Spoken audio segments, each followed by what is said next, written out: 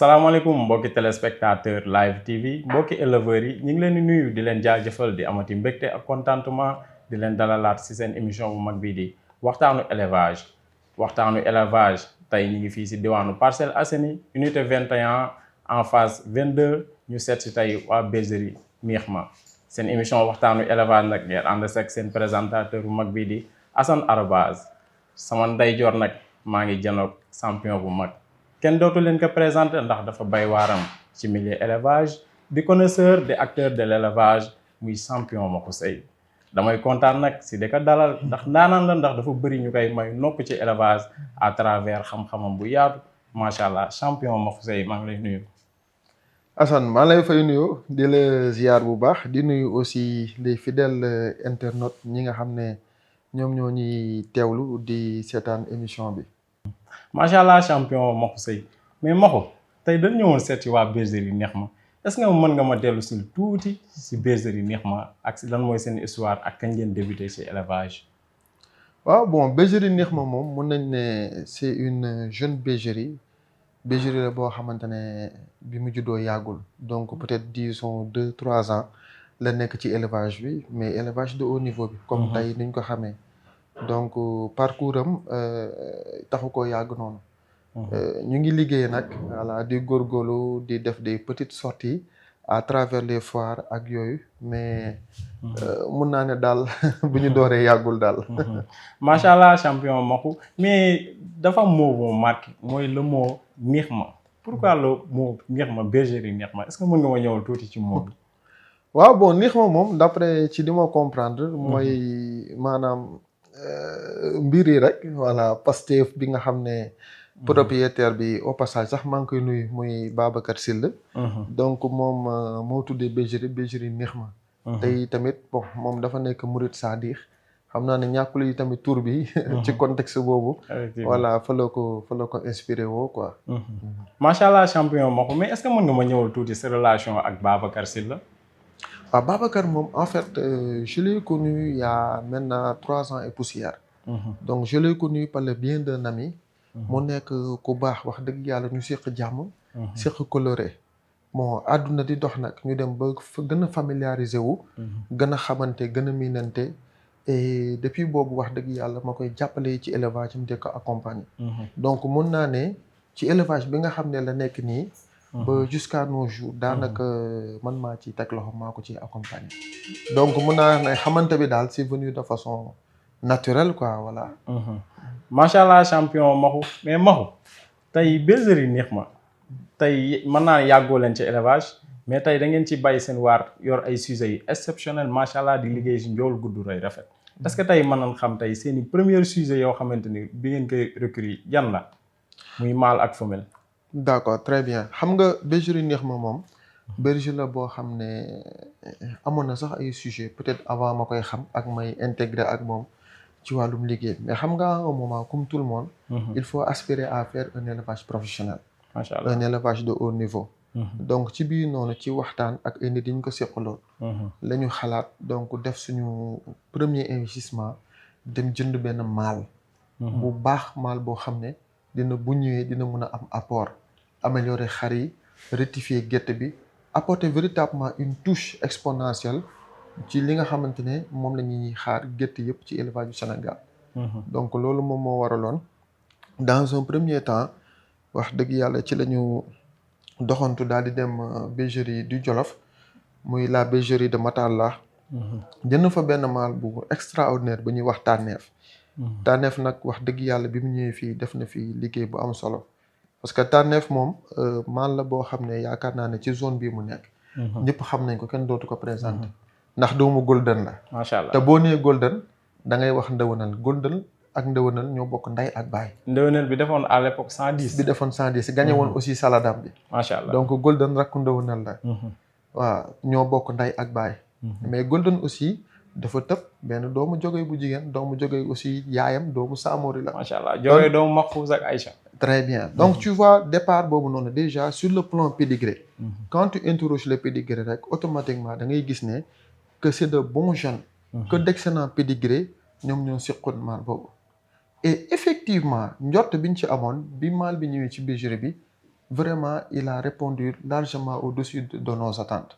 parce que defal nañu base de femelle bu extraordinaire boo xam ne wax dëgg yàlla mën naa ne jamono ji ay doomam yu jigéen ñoom ñoo nekk les grandes femelles actuellement donc de la bergerie Nihma parmi lesquelles mën naa ci citer comme femelle bu mel ni Bousso mu nekk une grande femelle macha allah am ay mensuration am defukaay bindu nag am melokaan mais am na ci beneen aussi tamit bu ñuy wax Bali tamit moom it tamit exceptionnel aussi wax dëgg yàlla ñoom ñaar ñëpp ñu nekk des femelles yoo xam ne elles sont en train de nous faire des productions de rêve. te loolu la production tànneef la. production tànneef la. et puis partagé nañ ci aussi parce que élevage aussi j'ai l'habitude de dire que ne mâle moom su baaxee. baaxalul bergerie bi kese. mais dafay baaxal donc élevage du Sénégal. et l'ensemble des produits de tànneef yi nga xamante ne partagé nañ leen ci biti. ñoom it wax dëgg yàlla bergerie yi ñu dem ña nga fay bay seen waa dafa def tamit vraiment.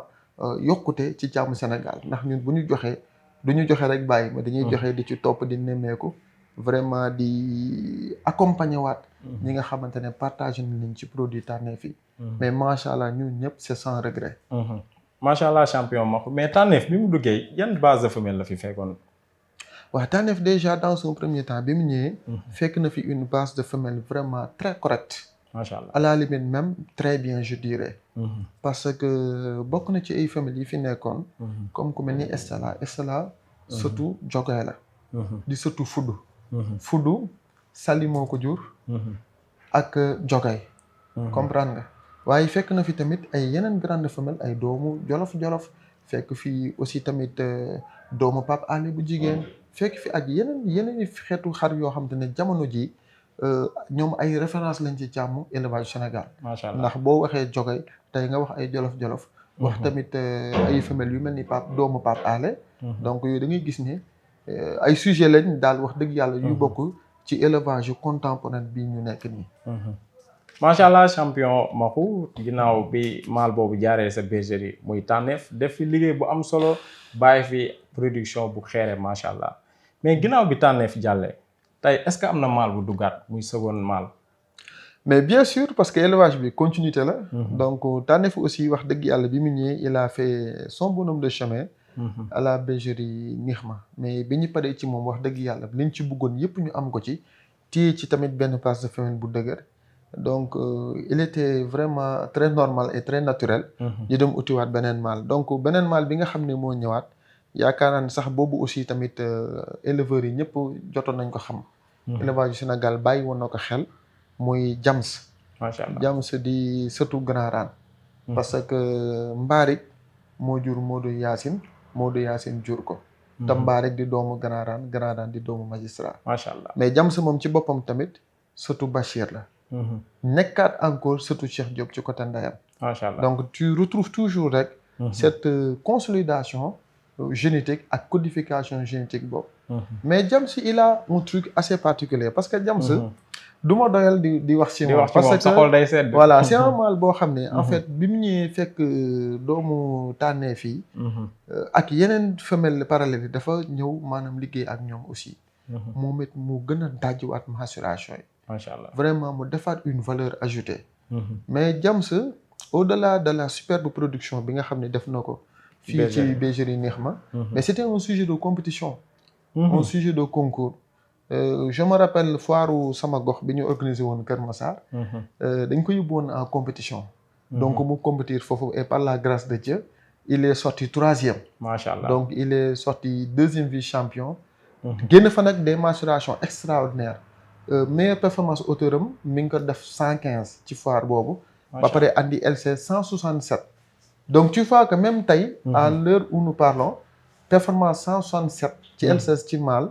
c'est extraordinaire ndax mâle yi koy def bëriwuñu effectivement voilà donc xar la boo xam ne wax dëgg yàlla joué na sa partition ci élevage yu bergerie Nihma mais tamit ci élevage yu Sénégal de façon générale macha allah voilà mais ndax tey Jams moom am na tey sujet yu mu bàyyi fii si bergerie bi mais bien sûr bàyyi na fi ay doom yu bari nag waaw parce que comme ni ma la ko waxee ay doom yu jigéen actuellement ñoom ñoo fi nekk waaw ñoom ñoo fi nekk vraiment nekk ay añal ak ay espoir aussi yu extraordinaire mais Jams bindam boo ko xoolee xaru maturation la te loolu da ko defaat ci ay doomam doomam jigéen yi Assane gudd nañ doomam jigéen yi njool nañ macha allah doomam jigéen yi seen loos yi dajjeeku nañ donc da ngay gis ne rek toujours logique bi tax ngay recruter mâle bi et confirmation bi ci production bi nga ko amee te par la grâce de Dieu ñaari mâle yi ñu mus a dugal yëpp amuñu ci regret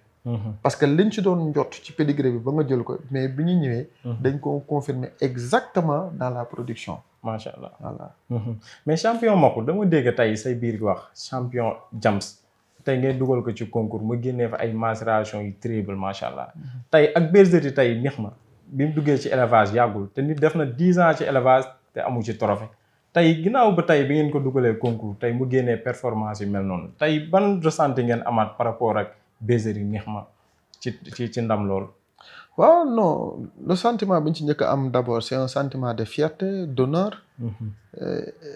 parce que tey nga ñëw foire nu mu toll ak box yi ni ñuy baree xar yi compétir ni ñu baree suñu borom jagleel la trophée prix mais loolu ça veut tout dire et puis foire aussi c'est un indicateur parce que da lay won ne kon yow liggéey bi nga xam ne yaa ngi koy def ça commence à porter ses fruits waaye tamit loolu du tax maanaam ñu def mukk relâchement cela veut dire que liggéey bi mi ngi soog a tàmbali moo tax on doit redoubler d'efforts resserrer la ceinture gën a góorgóorlu parce que tey boo amee 3e place donc demain on aspire à occuper la première place et une première place assortie avec des records donc c'est ça l'objectif en réalité donc de la bergerie ak tamit ressenti bi nga xam ne voilà am nañ ko wax dëgg yàlla ci performance su Jams yi macha allah champion Makhou wax dëgg yàlla loolu lu am solo la ginnaaw bi ñu ñëwalee tey ci performance ak parcours tey kii di Jams mu def liggéey bu am solo fii si bergerie neex ma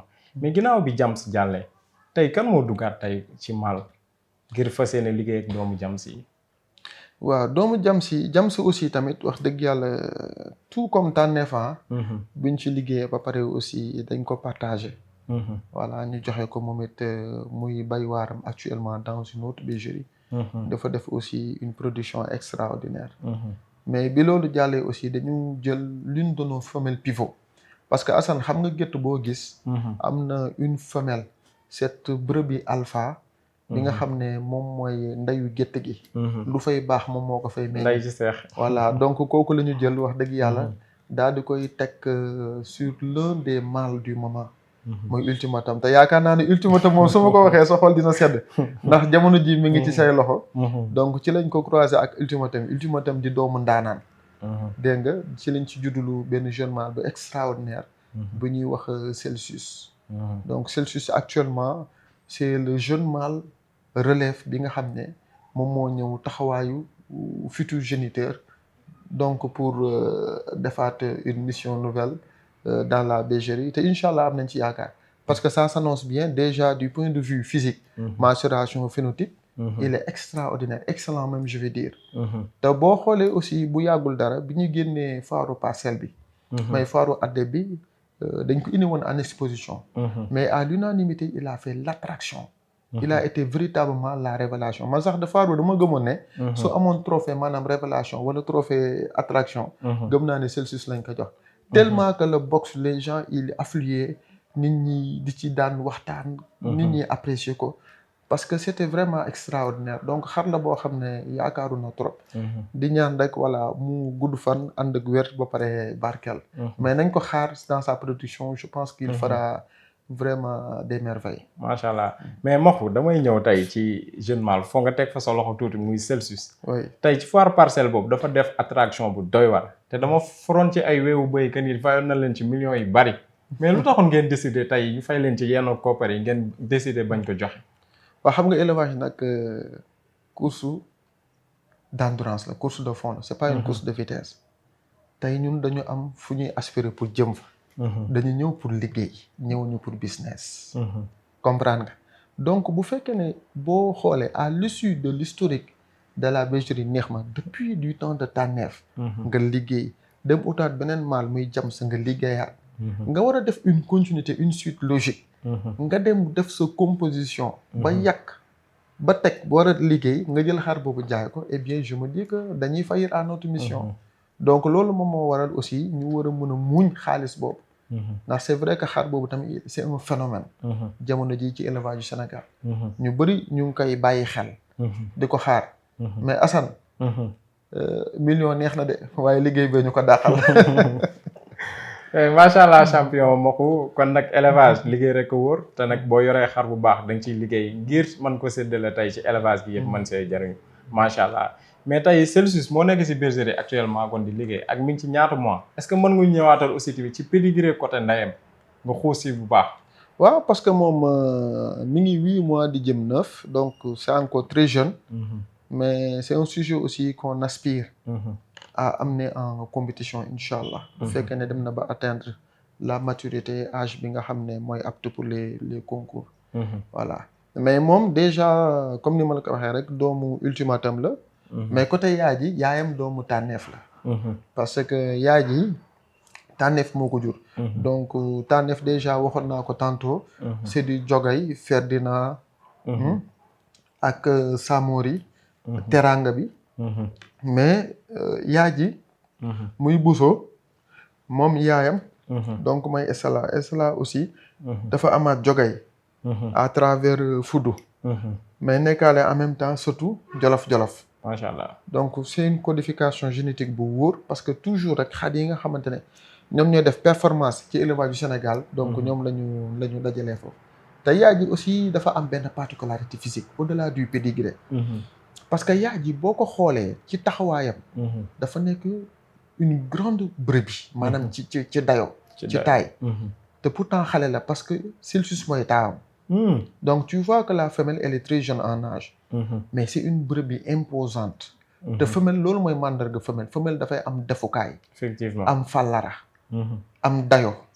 am loos gu dajjeeku. waaye am doole dënn bi débordante. te boo xoolee yaay ji Bousso macha allah tubarkalla donc tous ces critères là donc fay retrouver. mooy njool gudd rëy rafet. c'est ça. te effectivement quand on a fait le croisement donc Celsius bu génnee rek. c'est sans surprise pour ñun quoi. voilà mi ngi noonu.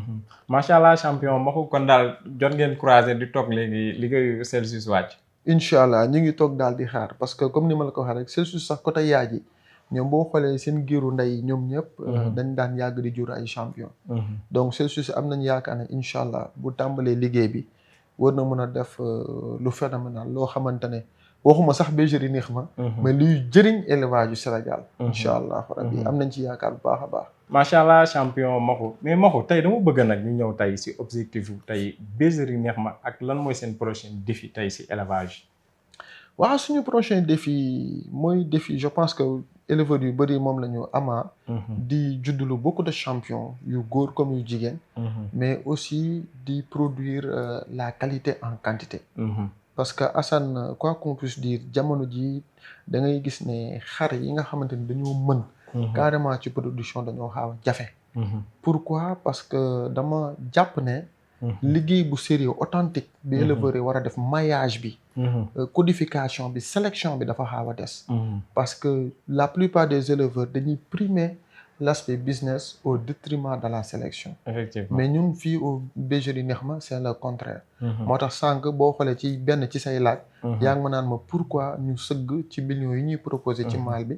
mais eh bien parce que dañu bëgg liggéey. liggéey ay xar yoo xamante ne tey prototype yooyu bu ñu taxawee.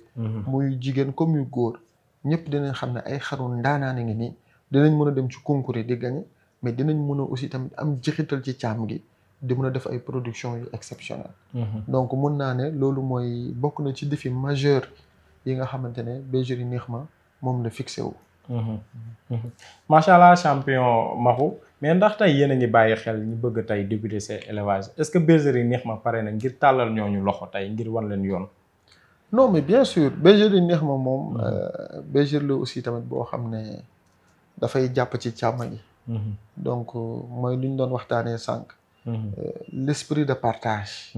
daf fi nekk parce que tamit plaisir la.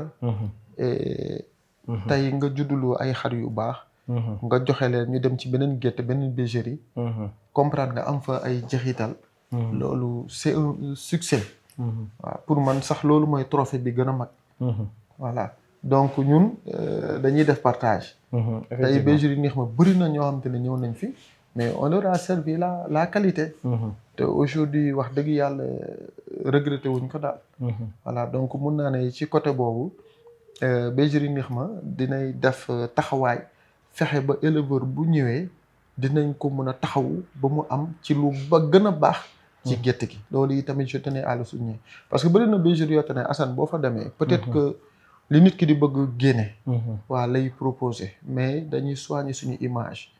waa qualité nga jël ko nga joxe ko parce que loolu boo ko defee. kooku mooy doon sa meilleur ambassadeur. effectivement voilà lu baax boo ko joxee rek si j'ose même me permettre de donner un exemple bu yàgg boo xoolee. comme le doyen Aboukan que je salue au passage. bi mu yoree magistrat ñu bëri dañ leen ne non waru woon jaay Maxu Sëy waru woon jaay Grand Rane waru woon jaay bâtonnier mais pour man au contraire. li mu def noonu. non seulement dafa dimbali ces jeunes éleveurs. de l'époque. mais tey tamit dafa def une communication extraordinaire sur sa personne. et sur sa bergerie. pour man loolu c'est une forme. wala bokk benn stratégie bu intelligente. te ci loolu aussi laay woo ñëpp commencé ko ñun suñu bopp mais ci la ñuy woo ñëpp aussi. nga jël li nga xamante ne jiw ju baax la. nga partagé ko. mooy joxe lu baax. joxe lu baax. loolu boo ko defee rek bu demee ci yenn gétti bu fa defee résultat. donte kooku dina ci kontaan dina ci am ndam mais yéen a koy séddoo ndax coow li tamit day dellu si waat ci yow. macha allah macha allah champion Maxu ñu ngi lay jaajëfal si sa xam-xam bu rafet boobu noonu nga def macha allah di analyse bu pertinent mais Maxu tey dama bëggoon nag ñu ñëw tuuti. si Maxu Sëy en tant que tel parce que Maxu jamono yi seetlu na ni yaa ngi liggéey ak ay bergeries yu bari tey est-ce que mën nga ñu expliquer tuuti lu waral tey ngay liggéey ak ay bergeries yu bari ak lan mooy résultat bi aussi tamit njeexital bi. waaw laaj nga nag laaj bu am solo. parce que comme ni ko ñëpp xamee. au-delà que ma nekk maanaam éleveur. am samay xarum bopp man. di yar di juddulu di xontu. mais damay accompagner ay éleveurs. macha allah par rapport à mon expertise par rapport à mon expérience. par rapport aussi ak confiance bi nga xam ne éleveurs yi dañ koy am ci man. mais terewul toujours damay garder aussi mes bases. sama base toujours maa ngi koy garder. ci ñi nga xamante ne ñoom laa yàgg liggéeyal de façon vraiment élargie. toujours maa ngi continuer nekk ak ñoom. mais xam nga élevage bi léegi dafay dox di avancer. te léegi dañu jëm ci àdduna ak jamono boo xamante ne il faut être extraverti. être open être ouvert sur tous les bergeries. loolu moom waral nag des fois man mii sama bopp nekkul sax man may dem di ko wuti. mais c'est les gens qui viennent vers moi. pour solliciter mes services. mun naa la jox misaal ci ñi nga xamante ne léeg-léeg foire bu amee dañuy bëgg ma signer ak ñoom contrat. mais quel type de contrat loolu c'est un contrat ponctuel. pour les besoins de la foire parce que nit ki par exemple il a un très bon sujet il veut que le sujet soit connu vulgarisé mais ça se limite à ça. comprendre nga. comme te tamit ñi nga xam ne yàgg nañ maa xam. xam nañ ne damay dox ce qu'on appelle une communication véridique. une communication honnête. donc même loolu su ma koy def aussi du ma ñëw ma ne xar bi moo fi mën wala dina jur lii déedéet. la personne m'a confié une mission. nee na dafa bëgg xar bi siw. nit ñi xam ko. donc dama koy vulgariser. def une propagande ba àdduna ñëpp xam ne tel xar mi ngi bergerie diw je me limite à ça. mais am na ñeneen nag ñoo xam ne. damay bokk ci staff intégrante bi nekk ci biir bergerie bi. les choix de recrutement man maa koy décider les choix de croisement man maa koy décider. yi nga xamante ne sélection bu jotee yi ñu war a génne yi ñu war a téye yooyu man maa ko décider loolu aussi tamit am na ci ñi nga xamante ne. maa ngi liggéey ak ñoom dans ce sens. donc pour répondre un peu à ta question. jamono jii il ne s'agit plus de travailler avec une seule bergerie ou bien de se fermer sur une bergerie. mais il faut être ouvert. il faut être ouvert li ngay liggéey ak Assane wala li ngay liggéey ak keneen warul la tere bu subaa bu la Moussa soxlaa nga bañ a dem liggéey ak moom. effectivement donc war nañ la mun a gis ngay liggéey te li ci am solo mooy le résultat parce que tey am na ay gétt yoo xamante ne. bi ma ñëwee ànd liggéey ak ñoom ci leen xam ci caama gi ci la ñu def résultat ci la ñuy dem concours di gagner donc loolu pour man moo ci am solo ngay accompagner nit ki et puis ay résultats di ci topp résultats yi lan la mooy li ma wax léegi Assane soit vous réussissez à faire des recrutements yoo xam ne tey da ngay juddu la ay xar yu mën a dem compétition di gagner loolu je l'ai fait. wala ngeen di juddulu ay xar yoo xamante ne ay jurkat dañuy doon ay ngeen yor ay mâles raceurs. ou bien des femelles supergénitrices. lu ñu jur nekk qualité nekk lu exceptionnel. te loolu yi aussi tamit dama ciy dox. donc loolu rek man jàpp naa ne moo ci am solo ñu bañ ko aussi jaawale ak ñi nga xam ne. parce que càmm gi bëri na ñuy def genre liggéey. mais ba tey dañuy def confusion. parce que am na ñeneen ñoo xam ne peut-être ils sont juste là. pour accompagner Assane de façon commerciale. juste pour des petites histoires de commission ak yooyu. mais man li may liggéey c'est pour la durée. parce que la plupart des bergeries que j'accompagne. c'est sur des années et des années et des années et des années durant. donc tu vois que même tey rek. ci biir waxtaan maa ngi danaan la bergerie Nihma maa ngi nekk moom depuis plus de 3 ans. kon loolu doy caaxaan. te am na bergerie yoo xamante ni li ma nekk ñoom ëpp na loolu fuuf. te ba tey jii nii ba jusqu'à présent. foofu mooy sama base foofu mooy dàtt gi. voilà. macha allah champion Maxu mais Maxu ginnaaw ba tey investissement yi recrutement yi mais côté rentabilité bi. ndax par rapport ak bergerie yoo xam ne yaa ngi leen di accompagner ñi ngi seen gis seen bopp bu baax. mais bien sûr loolu c'est une évidence parce que xam nga bergerie au début. booy tàmbali di samp bergerie. da ngay lebal bergerie bi lebal xar yi. kooku da ngay jël yow sa xaalisu bopp. say financement propre di ci def. maanaam ngay dem di recruter. wala mu nekk infrastructure bergerie bi. alimentation bi les soins frais foires yi et cetera et cetera. mais yow mi nga xam ne yaa koy accompagner da nga war a mën a dérouler programme feuille de route. de telle sorte que échéance prochaine bi. dafa war a mën a nekk après xar yi mën a yor seen bopp. incha allah maanaam xar yi la ñuy lekk. la ñuy naan mu jóge ci xar yi dootul jógeti ci poche propriétaire bi. macha allah boo demaatee ci beneen étape encore. xar yi mën a yor seen bopp mais yoraale propriétaire bi. donc tey am na bergerie yoo xamante ne xar yi dañuy yor seen bopp mais en même temps di générer revenu boo xam ne. propriétaire bergerie da ciy jël ay bénéfices yu am doole la. ba dem di ci dem ay Chine Dubaï di jënd ay conteneurs pour boutique boppam loo xamante ne sax ça n'a rien à voir avec la bergerie. kon kooku mun naa ne aspect bergerie boobu dem na ba doon entreprise ba mu xar yi mujj gi dañ koy fay. macha allah macha allah champion Maxu mais Maxu ñu ñëwaat dellu si waat tuuti si bergerie Nihma. mais tey nan nga gisee bergerie Nihma par rapport ak élevage yu laat mu fi mu toll ak sujet bête de qualité yi ngeen yore ndax 2026 bi ñu jëm yéen a ngi séntu tey génnaat ci prochaine foire ak tey production Celsius bu commencé wàcc tey fan nga séntu tey bergerie bi tey si 2026 bi ñu jëm. waaw bergerie Nihma moom maa ngi koy séntu sincèrement fu sore. parce que ku ko xamoon peut-être il y a 2-3 ans ci ginnaaw. ak fu mu agsi tey. da ngay gis ne niveau bi avancé na bu baax a baax. donc maa ngi koy xaar. ci qualité. comme ni ma la ko waxee woon parce que ñu ngi liggéey actuellement ni di togg. ay xar yoo xamante ne. bés bu ñu génnee foire yi moom loxo dana dar gémmiñ foofu boobaa moom dara du day. waaw te tamit aussi tamit di def beaucoup plus de présence. ci foire yi di génn. di def ay exposition parce que tamit xam nga foire. dafa nekk vitrine boo xam ne. ci ngay évoluer yow sa bopp. pas concours compétition prise de mensuration. en tant que tel déedéet. mais le fait que nga jël say xar. nga dugg ci biir box exposé. nit ñi di ñëw di xool di apprécier wala di ñàkk apprécier di la apporter ay critiques. loolu c'est une évaluation. donc loolu dalay permettre nga mun a defaat beneen départ daal di demaat. donc bergerie Nihma dama gëm ne. ci saison 2026 bi dafa bokk ci dawal bi. bu baax a baax parce que du ko liggéey aussi. te comme ni ma la ko sànq loolu nekkatul ay wax. mais lu ñu jëf la. ndax bu nekk ne da nga juddulu ay xar. ngeen travail xar yi di ñu ci foire yi éleveurs yi di ko apprécier. yenn yi di dem concours di gagner kon kooku je pense que mi ngi nekk véritablement sur la bonne voie. incha allah te foofu ñu nekk aussi tamit. fa la ñuy continuer suñu tànk. voilà ba nekk carrément au sommet. ba nekk vraiment ci voilà les derniers étages voilà. ba poñe càmm gi daal poñe ko.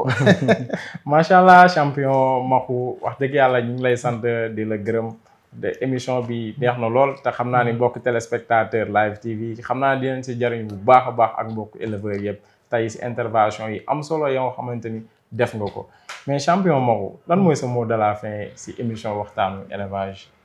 Bon, tout d'abord di la remercier di remercier aussi techniciens yi nga àndal mais di remercier également tout le staff donc de la bergerie Nihma à commencer par le propriétaire Babacar Syll Ndiamé Diop aussi ñoom ñëpp ñu ngi leen di remercier Saliou donc bëri na ñoom ñëpp wax dëgg yàlla seen taxawaay rafet na ci mais yow tamit je mention spéciale parce que gis nañ tamit liggéey bu am solo bi nga xam ne yaa ngi koy amal ci càmm gi parce que ces genres d'émissions là ça permet aussi aux éleveurs de découvrir donc yeneen gétt découvrir yeneen bergerie nit ñi mën a wane de façon virtuelle aussi seen liggéey donc je t'encourage véritablement nga gën a continuer ci lancé bi et j'apprécie bien aussi le professionnalisme parce que am na ci quelques yu ma ci seetaan mais gis naa vraiment ni montage yi ngi di def rappel historique bi sujet yi nga xam ne dañuy ñëw en arrière-plan loolu c'est très bien et puis c'est très professionnel donc di nuyu ñëpp aussi di jaajëfal ñëpp ñi nga xamante ne ils ont pris